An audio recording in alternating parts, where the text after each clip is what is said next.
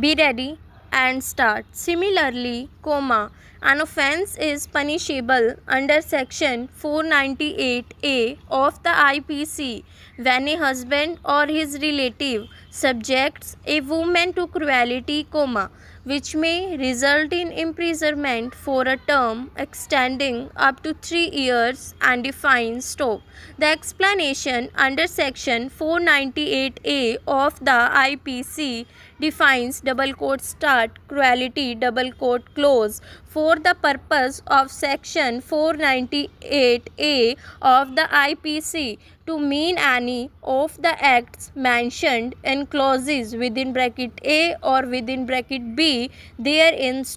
The first limb of clause within bracket A of the explanation to section 498A of the IPC states that cruelty close means any willful conduct that is of such a nature as is likely to drive the woman to commit suicide.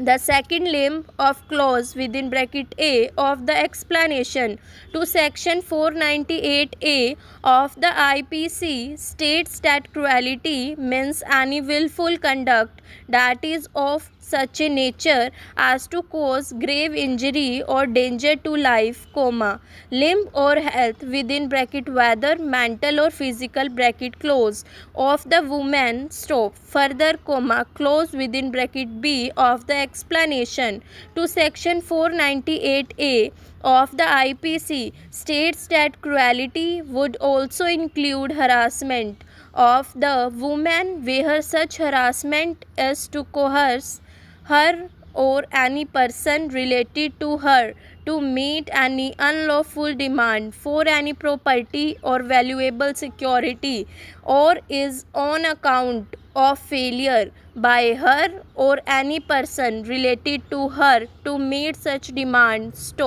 Further, section 3 of the Dowry Act deals with the penalty for giving or taking dowry.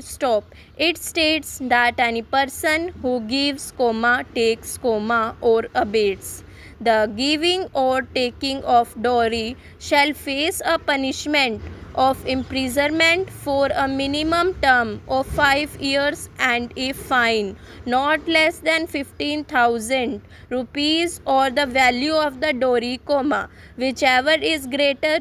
Section 4 of the Dowry Act talks about the penalty for demanding dowry. It states that any person demanding dowry directly or indirectly from the parents or other relatives or guardians of a bride or bridegroom, as the case may be, shall be punished with imprisonment for a term which shall not be less than 6 months, but which may extend to 2 years, and with fine which may extend to 10,000 rupees.